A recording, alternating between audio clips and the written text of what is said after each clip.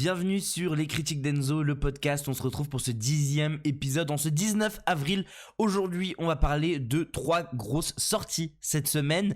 Pour le coup, on est plutôt à jour sur les sorties. Il n'y a pas de rattrapage ou quoi que ce soit. C'est vraiment des choses qui sont sorties cette semaine. On va parler de Euphoria parce qu'il y a le premier épisode d'Euphoria qui est sorti. J'ai beaucoup de choses à dire. J'ai vraiment beaucoup de choses à dire sur cette série que je vais peut-être pas terminer. Je vous expliquerai pourquoi. On reviendra sur Juste une illusion, le nouveau film de Toledano Nakash qui a été un vrai gros coup de cœur pour moi cette semaine, et on reviendra aussi sur Le Réveil de la momie, le nouveau film de Blumhouse qui surprend vraiment beaucoup sur sa qualité, mais ça on en reviendra juste après. Petit rappel, vous pouvez écouter le podcast sur toutes les plateformes de podcast, Deezer, Apple Podcast, Amazon Music, YouTube Music, enfin bref, partout vous pouvez écouter ça. N'hésitez pas à vous abonner sur les plateformes de podcast, comme ça vous recevez une notification dès que le podcast sort, sachant que ça sort tous les dimanches soirs pour ceux qui nous écoutent pour la première fois. Sachez aussi qu'il y a une version vidéo. Alors quand je dis vidéo, c'est surtout avec des visuels, il n'y a pas ma tête directement, mais il y a une version vidéo qui est sortie sur YouTube en même temps, et on a bien sûr le compte TikTok, Les Critiques d'Enzo, où on parle de cinéma tout le temps. Tous les films dont je vous ai parlé, tous les films dont je vais vous parler, à part Euphoria qui est une série, mais tous les films dont je vous ai parlé vont être, il y a une vidéo TikTok dédiée à ces films là, donc n'hésitez pas à aller voir, ça peut être toujours intéressant. Il y a mon avis en 2 minutes, puis ensuite on a un avis un peu plus complet ici dans le podcast. J'étais très fier de mon émission de la semaine dernière, et j'ai vu que ça avait eu plutôt de bons retours. On a fait des plutôt bons retours en message privé, et ça fait trop plaisir parce que vraiment j'étais très fier de cette émission, malgré qu'on venait sur des anciennes choses et qu'on n'était pas très à jour sur les sorties de la semaine. On a pu parler de plein de choses et c'était hyper intéressant. Sachez aussi que j'ai un compte Twitch, Enzo-CWS,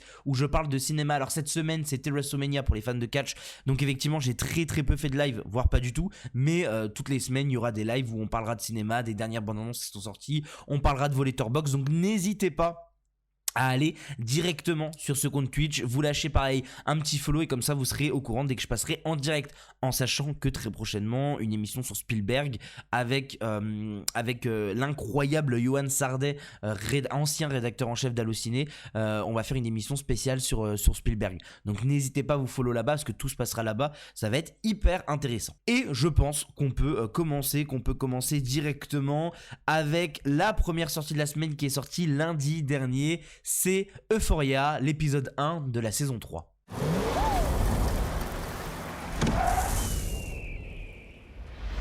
Vous êtes déjà allé au Mexique?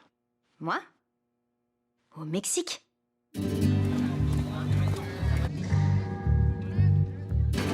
La balsa. Disfruta.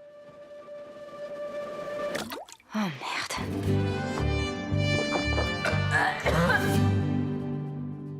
C'est joli? Et remettons les choses au clair directement avec Euphoria. J'adore la première saison. Je suis un gros fan de la première saison. La première saison m'a appris à comprendre plein de choses, m'a appris à accepter plein de choses. Pas que je n'acceptais pas avant, juste ça permet d'avoir une ouverture d'esprit beaucoup plus large, beaucoup plus intéressant. Euphoria, c'est vraiment une série qui m'a forgé dans mon adolescence, qui m'a forgé pour plein de raisons, pour plein de sujets, mais qui m'a vraiment forgé, qui m'a donné un peu plus de conviction politique ou ce genre de choses. C'est en grosse partie grâce à la saison 1 de Euphoria, et sincèrement je peux que remercier Sam Levinson pour ça, ou en tout cas pour cette saison 1. La saison 2, j'ai été un peu moins fan. Il y a des choses que je trouve être absolument géniales, dont l'épisode où on a tout ce théâtre au lycée très sur la masculinité toxique, que je trouve être un épisode absolument génial. Je trouve le premier épisode de la saison 2 extrêmement bien. J'ai un souvenir d'avoir vraiment pris une énorme claque, mais beaucoup moins bien que la première saison. On perdait un peu tout le charme d'avoir ces histoires parallèles qui se recroquevillaient et qui se rejoignaient.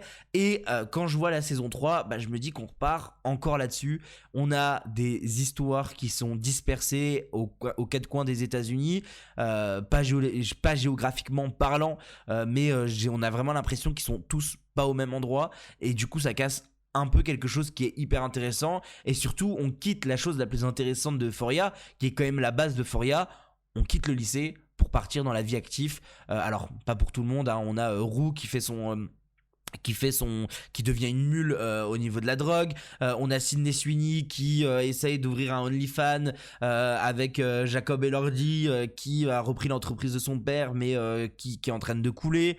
On a Jules, alors Jules on la voit pas dans le premier épisode mais Jules on nous dit comme quoi elle est devenue Sugar Daddy. Enfin voilà, moi ce qui me choque le plus c'est qu'il y a deux persos, donc j'ai plus le nom mais c'est la fille de Apato, j'ai plus son nom, et je crois que c'est Maddie aussi qui travaille à Hollywood.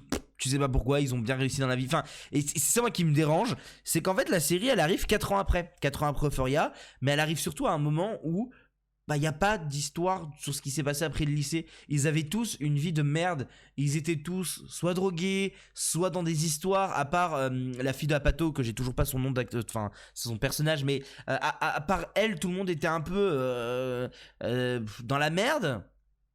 Jacob Elordi c'est quand même, enfin le personnage de Jacob Elordi, donc le personnage, j'ai plus son nom aussi, c'est une folie d'avoir jamais les noms des gens, mais le personnage de Jacob Elordi c'était quand même un personnage hyper toxique, hyper méchant, qui pétait un câble pour n'importe quoi. Sydney Sweeney dans mon souvenir avec beaucoup plus de caractère. Là on se retrouve dans un épisode où à part l'histoire principale de Rue, j'en ai rien à foutre du reste. Alors, je suis aussi un gros fan des Zendaya, c'est peut-être pour ça, mais je trouve que l'histoire de Rue est peut-être la mieux écrite parce que, en fait, bah, c'est la suite logique de ce qui se passe dans la saison 2. Hein, elle est dans ce milieu de la drogue et elle galère à s'en sortir et c'est un peu compliqué pour elle. Donc, fin de compte, c'est la suite logique. Mais alors qu'on retrouve des gens à Hollywood, pourquoi ils sont là, quoi? Comme par hasard, et puis pourquoi pourquoi deux femmes d'une ville très petite où ils étaient tout le temps ensemble se retrouvent à Hollywood les deux et qui se croisent. Enfin, je trouve que c'est tiré par les cheveux, ça n'a aucune explication concrète. On est sur un épisode peut-être qui sera donné dans les prochains épisodes, mais en tout cas je reste, enfin vraiment j'ai l'impression, moi je trouve que le plus choquant c'est Elordi et Sydney Sweeney qui sont complètement catégorisés d'une autre façon et du coup j'ai l'impression qu'ils ne jouent pas dans la même série, qu'ils sont pas dans la même série que... En fait, j'ai l'impression que Rue fait Euphoria, saison 3, et que les autres font des espèces de spin-off de qu'est-ce qui serait passé si ils auraient pas été dans Euphoria. Et c'est trop bizarre. C'est trop bizarre parce que, sincèrement, ça avait tout pour être bien. Et alors, je l'aime bien ce premier épisode, il est pas nul, même si visuellement, il y a plus ce que j'aimais chez Euphoria. Dans le scénario, à part l'histoire de Rue, c'est compliqué. J'étais limite à deux doigts. En fait, dès qu'il y avait plus Rue, j'étais à la limite à deux doigts de passer parce que je me faisais chier, en fait. Enfin, vraiment, l'histoire Sydney Sweeney, Jacob Elordi, je la trouve nulle. Je la trouve nulle parce que ça vit dans une maison qui coûte je ne sais pas combien d'euros. Ça vit avec des voitures de fou malade, mais il est en train de faire banqueroute. Enfin, ça n'a aucun sens. Sydney Sweeney c'est une femme c'est une femme à la maison qui essaye de faire un OnlyFans, mais c'est hyper bizarre. Enfin, et parlons juste 2 secondes des polémiques parce que je pense que c'est important de parler de ça.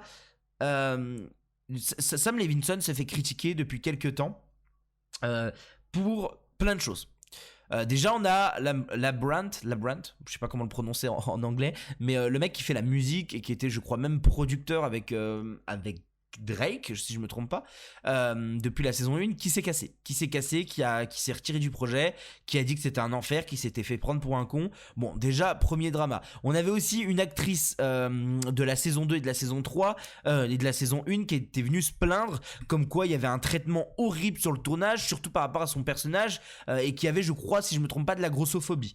On a eu aussi plein de choses sur l'hypersexualisation des femmes dans cette série, et effectivement avec du recul, avec mon cerveau de personne de 23 ans, je me rends compte qu'effectivement il y a certaines choses dans la série qui sont un peu limite. Alors à certains moments je trouve que la sexualisation et comment est apportée la sexualisation est justifiée pour le scénar, pour tout ce que ça raconte, principalement dans la saison 1 où je n'ai pas souvenir d'une hypersexualisation problématique, ou en tout cas pas dans mes souvenirs, mais par contre dans la saison 2 effectivement ça ressemblait de plus en plus à ça, et là force est de constater qu'avec Sydney Sweeney on a l'impression que Sam Levinson veut juste la mettre à poil et faire ses fantasmes quoi, et c'est un peu chelou parce qu'on a tous vu la photo de Sydney Sweeney enfant, enfin qui, je sais plus comment on appelle ça, mais qui se met en position sexuelle en imitant un enfant, ce qui est quand même très problématique. Juste voilà, la pédopornographie quoi. Enfin sincèrement je pense qu'il y a enfin c'est pas littéralement de la pédopornographie, mais jouer un enfant dans des positions sexy, c'est quand même hyper limite. C'est des choses qui, en plus de ça, je l'ai appris du coup sur Twitter grâce à cette image qui avait tourné. En fait, c'est quelque chose qui n'est pas accepté sur les plateformes genre OnlyFans. Donc qu'est-ce que ça veut dire? On l'a pas encore vu dans la série, mais qu'est-ce que ça veut dire? Comment il va le critiquer? S'il le critique pas, c'est qu'il y a un problème. Et effectivement, la critique majeure qu'on voit sur Euphoria depuis la saison 2, c'est qu'en fait, c'est les fantasmes d'un vieux mec qui réalise ses fantasmes et qui profite de ses actrices pour réaliser ses fantasmes à l'écran. Et du coup, ça devient très chelou. Et c'est sûr et certain qu'à un bout d'un moment, surtout quand The Idol est sorti et que The Idol a fait a eu une réception aussi médiocre par rapport à ce thème-là, cette fameuse hypersexualisation, et en plus de ça, ça romantisait une relation toxique, si je me trompe pas. The Idol, j'ai jamais vu, mais c'est les retours qui ont été faits. Du coup, c'est hyper compliqué de prendre la série comme ça. Moi, je vais regarder parce que je suis curieux de voir si ça dénonce quelque chose ou pas. Par exemple, moi je trouve que ce qu'il fait avec Malcolm and Marie, Sam Levinson, je trouve ça absolument génial. Ce qu'il fait avec la saison 1 d'Euphoria, comme je l'ai dit, moi je trouve ça absolument génial. Mais c'est vrai que du coup je suis un peu en mode, je comprends les critiques. Je comprends les critiques que je peux entendre, parce que effectivement ça ressemble juste à un mec qui réalise ses vieux fantasmes en créant sa série d'ado. Parce qu'il faut quand même rappeler que Euphoria, ça a quand même une vibe très teenager, ça a pas du tout une vibe adulte. Et du coup c'est encore plus chelou, parce que c'était ça aussi qui était critiqué dans la base d'Euphoria, c'est que c'était quand même des ados hypersexualisés quoi. Donc je demande qu'à voir la suite, je demande qu'à voir où ça va, je demande à voir comment ça le critique, parce que c'est cool de mettre une image de Sydney Sweeney en position sexuelle et déguisée en enfant. Si en fait cette image-là est critiquée, s'il y a une vraie critique qui est mise dans la série avec les plateformes qui refusent, son mec qui dit mais t'es complètement malade, nanana. Bon il y a une logique. Si c'est juste ça pour faire ça parce que c'est marrant, elle fait ça, ça peut être compliqué, et on verra. Mais effectivement, je pense qu'il y a un vrai... La saison 1 et la saison 3 sont deux choses totalement différentes, et je suis curieux de voir comment ça va être traité directement. Je suis curieux de voir la suite quand même de l'histoire de Roux, qui m'intéresse. Pour les gens qui ont vu la série complète, ils disent tout ce que je critique dans cet épisode là, ils le disent sur la série complète de ce que j'ai pu voir, parce que du coup j'ai regardé un peu des retours.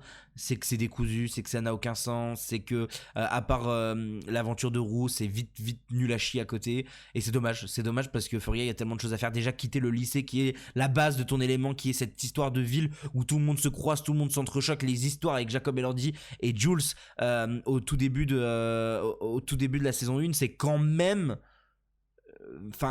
au tout début de la saison 1. Dans la saison 1, c'est quand même pour moi l'essence même d'Euphoria. Et du coup, là, on se retrouve dans un truc où je pense que ça arrivera plus jamais, quoi. Ou en tout cas, pas comme ça. Et Jules, moi, c'était déjà ma grosse critique de la saison 2. C'était que Jules était inexistante, alors que c'était sûrement le personnage le plus intéressant d'Euphoria saison 1. J'ai l'impression, sachant qu'on l'a toujours pas vu dans ce premier épisode, qu'on va avoir aussi une Jules très gommée, en fait. Et qu'on va mettre en avant Sydney Sweeney, alors que l'intrigue me casse déjà les couilles, quoi. Sincèrement, Sydney Sweeney, je n'en peux plus, hein. J'arrive vraiment à ce stade où Sydney Sweeney, ça devient très compliqué pour moi. On va passer directement à la suite. Parlons là de films. Parlons d'un film que j'ai beaucoup aimé. On va parler de Juste une illusion de Eric Toledano et Olivier Nakache. Informatisation de l'entreprise. J'écoute. Sandrine. Oui. Apparemment, c'est pour vous. Allô? Raccroche le téléphone, je te balance par la fenêtre. Je suis désolée. Raccroche!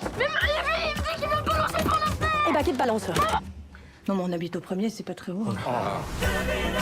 Et par où commencer? Moi j'adore le cinéma de Toledano et Nakache, j'aime vraiment beaucoup leur cinéma. J'avais un peu quasiment tout rattrapé il y a quelques mois, années, et j'avais pris une vraie grosse claque sur leur cinéma, parce que je trouvais que c'était de l'humour comme en France personne ne faisait, avec du très bon cinéma. J'aime beaucoup leur Tellement proche, qui est, je pense, peut-être leur film le plus sous-estimé. Le Sens de la fête est leur meilleur film sans aucun doute. Je trouve qu'il a marqué le cinéma et qu'il est absolument génial dans son montage, qui est absolument génial dans son humour. Bakri est hilarant dans le sens de la fête. Enfin, vraiment, c'est un film que je trouve être vraiment très bien. Comment ne pas parler de Nos Jours Heureux, qui est un vrai film qui a marqué le cinéma français de comédie. Et sincèrement, moi, j'aime vraiment beaucoup le travail de Toledano Nakache. Et quand j'ai vu qu'il y avait Juste une illusion, je me suis vraiment interrogé parce que la bande-annonce me donnait pas forcément très envie. Et surtout, leur dernier film, Une année difficile, avait été reçu très très négativement. Je l'ai pas vu parce que du coup, ça m'a pas du tout donné envie. Surtout que j'avais l'impression que ça critiquait un peu des idées que j'avais, et flemme de m'énerver contre un film et de m'énerver contre des réalisateurs que j'aime bien parce que ça critique quelque chose que moi je suis plutôt dans l'idée de défendre. Donc je me suis dit j'irai pas le voir, tant pis, Une année difficile, voilà, je loupe ça. Mais voilà. Enfin, j'ai pas parlé d'Intouchable, je viens de me rendre compte qu'on parle de Toledano Nakache et j'ai quand même pas parlé d'Intouchable, qui est pas pour moi mon film préféré de leur part, mais qui est quand même un film qui a marqué le cinéma français. Je tenais juste à le dire. Mais voilà, Juste une illusion, moi j'y vais un peu à reculons, mais c'est un Toledano Nakache, donc j'y vais et je prends une claque monumentale. Ça m'a fait vraiment du bien. Ça m'a fait vraiment, vraiment du bien de voir Juste une illusion de Toledano Nakache. Pourquoi ? Parce que c'est un film qui parle des années 80 que j'ai pas vécu, mais force est de constater qu'ils arrivent à faire transmettre la nostalgie malgré tout dans Juste une illusion. Je ne sais pas comment l'expliquer, la nostalgie fonctionne. C'est un film qui en plus de ça a des propos politiques. On est dans un monde où le monde se déchire sur des guerres affreuses, principalement au Moyen-Orient, avec le génocide qui se passe actuellement en Palestine. Et voir un film traiter de l'amitié juif arabe. Alors c'est pas vraiment, il parle pas vraiment de musulmans, mais surtout ça parle beaucoup d'arabes, de cette relation juif arabe. Je trouve que c'est très très bien et que c'est essentiel. Il n'y a pas de dans Juste une illusion, il n'y a pas de haine des juifs envers les arabes ou inversement des arabes envers les juifs.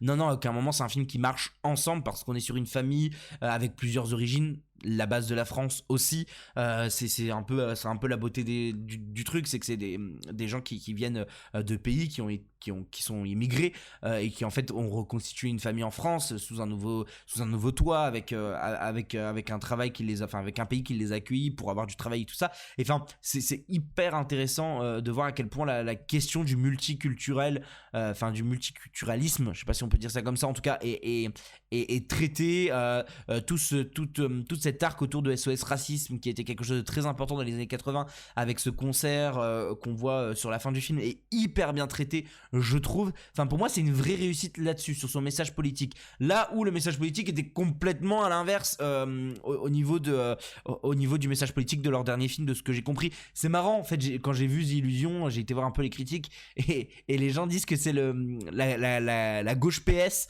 mais la bonne gauche PS, la gauche PS de Mitterrand, qui avait vraiment qui osait insulter les fachos, qui osait se mettre face au racisme, et du coup je trouve ça hyper intéressant parce que c'est vrai, en fait c'est une vibe que je ressens totalement en fait de cette France de gauche, parce que c'est un film qui parle de politique.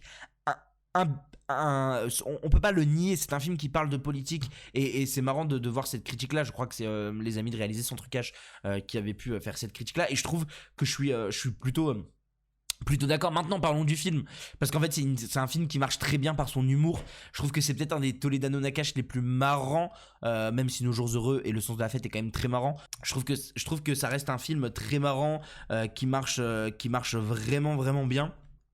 Et en fait l'histoire marche bien aussi, parce qu'au début je me dis putain c'est quand même très décousu. Sur plein de choses je fais c'est quand même très décousu. On part de là, on passe de là, on voit Pierre Lotin, pourquoi Pierre Lotin est là, ils se prennent la tête. Et en fait on comprend pas où ça veut aller, et petit à petit on voit qu'en fait le personnage principal, parce que j'ai mis longtemps à comprendre qui était le personnage principal du film, c'est le petit qui va avoir une petite histoire d'amour qui marche très bien, malgré que ça joue pas très très bien, faut être honnête. Au niveau des enfants c'est pas ce qui joue le plus, c'est pas ce qui joue le mieux, mais c'est cool. Il y a une petite histoire d'amour qui marche très bien, qui est extrêmement pudique vu qu'on parle d'enfants. Du coup c'est très très bien de tourner cette histoire d'amour vraiment sur la base de l'amour. Qu'est-ce que c'est l'amour, comment à cet âge-là on peut raconter des conneries pour impressionner une fille qu'on aime, une fille qu'on trouve belle. Ça marche très bien. Et en parallèle de ça on a toute cette histoire avec les parents, cette histoire autour du chômage qui est, de ce que j'ai compris, pareil, quelque chose qui a vraiment eu lieu, et qui a vraiment affaibli le pays dans les années 80, où il y avait vraiment une montée du chômage assez puissante. Et là c'est très marrant temps, parce qu'il y a tout un délire autour du fait qu'il est cadre et qu'en fait il arrive même pas à trouver du boulot en étant cadre. Il y a des vraies idées de mise en scène. Je pense à ça du coup parce que à un bout d'un moment il va à un entretien et en fait il y a 50 000 personnes comme lui et on comprend bien que c'est faux, mais c'est une idée de mise en scène qui est hyper intéressante dans son angoisse de ne pas trouver du travail, dans son angoisse de ne pas pouvoir subvenir aux besoins de sa famille. Je trouve ça hyper intéressant, cette idée de la femme forte qui elle de son côté n'est pas juste là pour faire le ménage. Je dis ça parce que c'est une vraie réplique qu'il y a dans le film où au tout début il lui dit bah il faut faire ça, enfin il parle de vaisselle, je vais pas te réparer de la vaisselle, nanana, et fin de compte à la fin c'est le mec qui fait la vaisselle. Enfin c'est hyper intéressant et c'est vrai que Cotin il y a une vraie sensation de la femme forte qui révolutionne un peu cette femme du ménage, cette femme à la maison. En fait, c'est elle qui va être vouée à avoir un futur hyper intéressant. Le début, moi j'aime beaucoup le petit message, enfin sur le début de l'informatique, comment il est traité dans le film, sur la musique aussi avec le frère. Il y a un vrai délire de musique. Moi, je trouve que le film est vraiment vraiment très très bon dans ses citations.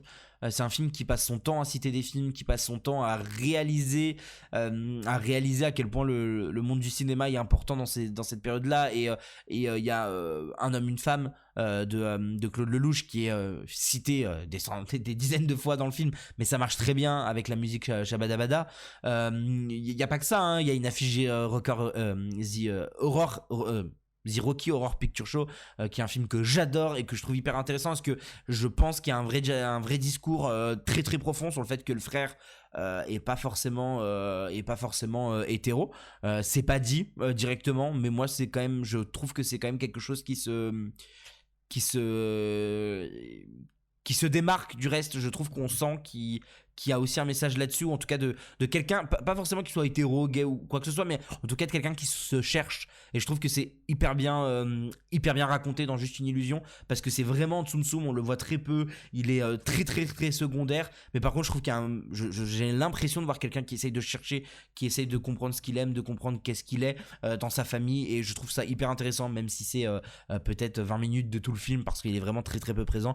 C'est quand même 20 minutes qui sont hyper intéressants et hyper bien catégorisés, comme la famille de la copine du petit. Je trouve que c'est hyper intéressant de voir cette famille hyper conservatrice, à quel point elle est déconnectée de la réalité, qu'à quel point le dialogue avec sa fille est impossible, parce que sa fille elle va faire partie, enfin en tout cas va être du mouvement antiraciste, et je trouve ça hyper intéressant, et je trouve que c'est un film qui est rempli d'espoir en 2026, avec tout ce qui se passe, avec cette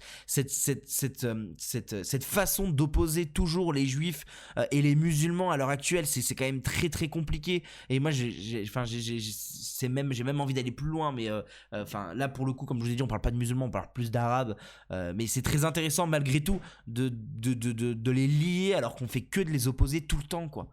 On fait que de les opposer tout le temps, alors que non, ce n'est pas si on est contre le génocide qui se passe actuellement en Palestine, on n'est pas antisémite, et enfin moi ça me rend fou d'entendre ça tous les jours. C'est un truc qui m'angoisse premier degré, quoi. Ce n'est pas le cas, quoi. C'est pas parce que on va soutenir la Palestine dans le génocide, on parle quand même d'un génocide, qu'on va être antisémite. Et en fait le film parle de ça, de cette amitié juif arabe qui existe en fait, et c'est pas parce qu'on est juif qu'on déteste les arabes, et inversement. Et je trouve que le film a un vrai message d'espoir. Il m'a fait du bien. Je suis sorti du film en me disant putain, ça me fait du bien, j'ai bien rigolé, j'ai eu mon message politique qui en plus de ça était très très très bien amené.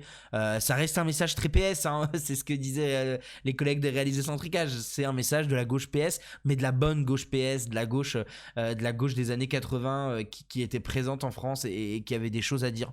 Et c'est un vrai bon film. Tu sens que c'est un film très personnel de la part de Toledano et Nakache, avec les images entre autres de fin où on voit des images d'archives. Ça a l'air d'être vraiment quelque chose de très très personnel, et je pense que ça rajoute beaucoup à Juste une illusion de Toledano Nakache, qui est pour moi une vraie réussite. Et on va parler du dernier film de la semaine qui a été aussi un vrai coup de cœur, c'est Le réveil de la momie de Lee Cronin. Je peux avoir 2 parts de pizza? Non. Bien sûr, chérie. Non, tu finis jamais ta deuxième part. Allô, monsieur et madame Cannon, je suis chargé d'affaires à l'ambassade des États-Unis. On a retrouvé votre fille Cathy. Elle est en vie. On se retrouve avec le nouveau Lee Cronin qui revient après Evil Dead Rise, qui m'avait pas trop plu, il faut être honnête. Evil Dead Rise, je trouvais qu'il y avait des choses très intéressantes, dont la scène d'intro qui est pour moi, je m'en rappelle énormément de la scène d'intro de Evil Dead Rise, que j'avais trouvé vraiment très surprenant, très très bon, très très impactante. Et tout le reste du film, vu que c'est un huis clos, ça se casse la gueule complètement, et je trouve ça assez dommage. Et il revient ici avec le réveil de la momie, qui reprend clairement les bases de l'exorcisme, qui vraiment reprend les bases de l'exorcisme, mais genre vraiment vraiment beaucoup. Et je trouve ça hyper intéressant à quel point il va citer l'exorcisme à sa sauce, va remodifier l'histoire, va réexpliquer lui comment il voit ce mythe-là, en utilisant le mythe de la momie, qui est en fait un mythe qui est assez intéressant dans les films d'horreur, qui est rarement utilisé. Et je trouve qu'on a un film ici qui est vraiment très bien, qui est marrant, qui se répond hyper bien, qui est peut-être un peu trop long de 15-20 minutes, mais en fait quand on est dans le film avec un climax qui est aussi fort, parce que c'est tout le problème pour moi des films d'horreur, et encore plus des films Blumhouse, parce qu'on est sur un film Blumhouse, tout le problème des films Blumhouse, c'est que généralement le climax me plaît pas, les climax de Conjuring me plaisent pas énormément, les climax de tous les autres films Blumhouse ont du mal à me satisfaire, et là on a un climax qui est fort, on a un climax qui est puissant, qui dit beaucoup de choses, qui est super bien dosé, qui est extrêmement joli à regarder, parce qu'en plus de ça, oui, c'est un film qui est joli, c'est un film qui a vraiment du cachet, une vraie gueule visuellement, parce que bah du coup on va utiliser cette idée de désert, cette idée de momie, parce que on reprend, pour revenir un peu sur la base, on reprend un peu cette même construction de l'exorciste, où on découvre un mythe dans des pays d'Afrique, parce que je crois que c'est ça, je crois que c'est au Maroc, l'exorciste. Ici on est en Égypte, on est au Caire, et on module ça, on explique ça, on vient faire un lien avec la famille qu'on va suivre, et c'est hyper intéressant de comment c'est amené, comment c'est expliqué. J'ai un peu du mal avec les 30 premières minutes, parce qu'il y a un vrai truc de on nous donne une info, ça cut, on passe à une autre info, on nous donne une autre info, ça cut, on passe à une autre info, et en fait par exemple à un bout d'un moment ils ouvrent le tombeau pour faire des analyses.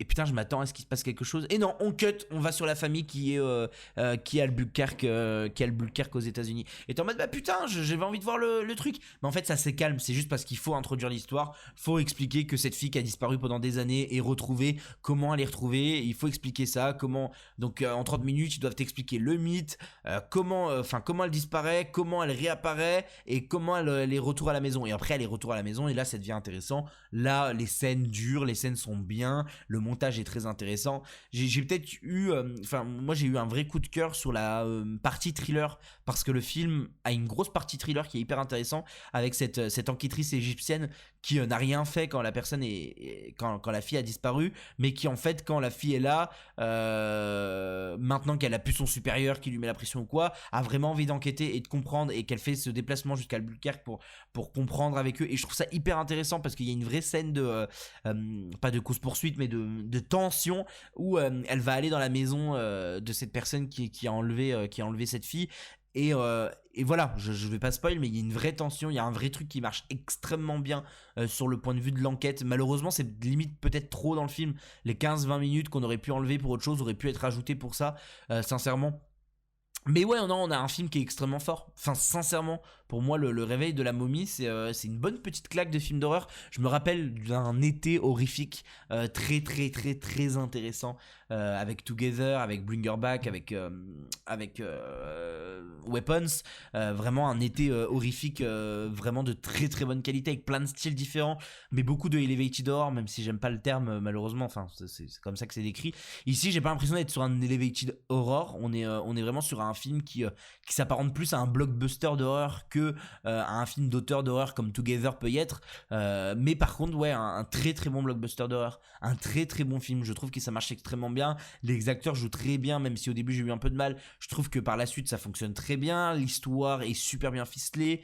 Comme je vous ai dit, moi il y a un vrai petit problème de montage au tout début. mais qui en fait se calme. C'est juste qu'on doit introduire tellement de choses qu'en fait, au bout d'un moment, on introduit et ensuite on voit ce qui se passe. Et honnêtement, moi, je vous invite à voir Le Réveil de la momie. Ça a été une vraie bonne surprise, une bonne surprise qui fait du bien. Ça fait pas forcément peur, par contre, c'est gore, c'est très gore. Et j'aime quand c'est gore comme ça, parce que c'est pas gore comme on l'entend avec 1100. Juste, ça a plein d'idées, l'idée du coupe-ongle ou ce genre de choses qui sont des vraies bonnes idées, hyper intéressant. J'aime aussi cette idée qu'il y a le mauvais esprit qui se disperse dans la maison qui fonctionne extrêmement bien. Et ouais, moi j'ai l'impression, pour avoir vu pas Psychose, L'Exorciste il y a pas très longtemps, j'ai vraiment l'impression d'avoir revu un peu un remake de L'Exorciste version momie, et en un peu plus moderne, ce qui me plaît un peu plus. J'ai pas été très fan de L'Exorcisme parce que je trouvais qu'il y avait un vrai rythme cassé qui marchait pas chez moi. Peut-être que si je revois L'Exorcisme à l'heure d'aujourd'hui, je kifferais, mais c'est vrai que j'ai été un peu surpris. Je m'attendais à ce que ça fasse plus peur, ça me faisait pas extrêmement peur, ça m'a plus fait rire qu'autre chose. Et j'avais été un peu surpris négativement par L'Exorcisme. Alors je dis pas que j'ai trouvé ça mauvais, mais voilà. Et ici j'ai un peu mon retour de bâton enfin mon retour de karma. Pas karma du coup, mais j'ai pas aimé, et du coup on me récompense avec quelque chose qui ressemble à L'Exorcisme, mais que j'ai plutôt bien aimé. Donc pour moi c'est un gros oui, Le Réveil de la momie. C'est un vrai gros oui qui fait extrêmement plaisir. Après avoir parlé de tous les films, moi je vous propose de parler des sorties de la semaine. Et qu'est-ce qui sort le 22 avril prochain? On a 3 films qui vont sortir ce 22 avril. On aura bien sûr Michael de Antoine Fuqua qui est quand même un bon réalisateur, qui a fait les Equalizers entre autres.